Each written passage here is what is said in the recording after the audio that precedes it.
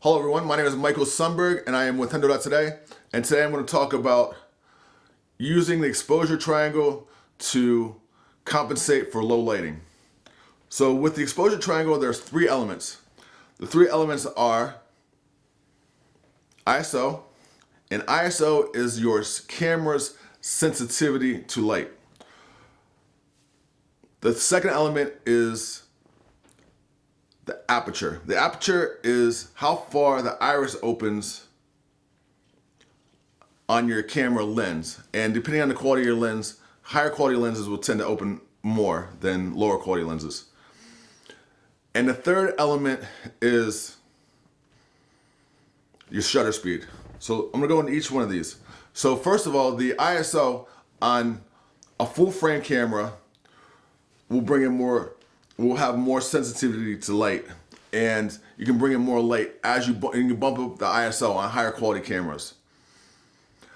The downside is if you bump up the light too high, the camera will begin to create images that are blotchy or grainy and distorted a little bit in that sort of way.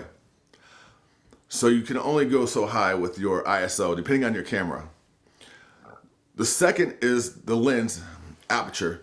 The aperture is another good way to compensate for low light. The downside of aperture is it affects focal length.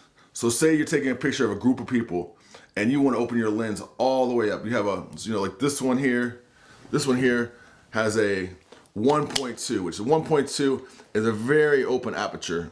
It's an f1.2, and you open it all the way up. The downside of that would be if you have a group of people and they're sitting around a table, and the focal length is going to have some of the people in focus and then some of the people out of focus. So you're not going to be able to open the focal length. You're not going to be able to open the aperture, and because you got to keep the focal length to keep everybody in focus.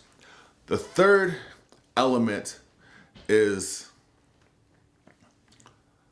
shutter speed. Shutter speed is particularly important when it comes to motion, because the faster something is moving, the faster you need shutter speed to catch that light and catch that moving image. So like a sports photographer is going to need a super fast lens, and maybe you can blur out the background but its subject is completely in focus.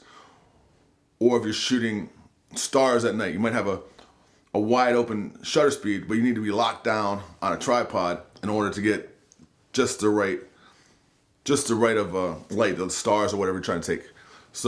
So that's the exposure triangle. The exposure triangle is ISO, aperture, and shutter speed. And they all kind of can be tweaked and played with to create the best scenario depending on the film or the image that you're taking. Okay, thank you for watching today. Have a great day.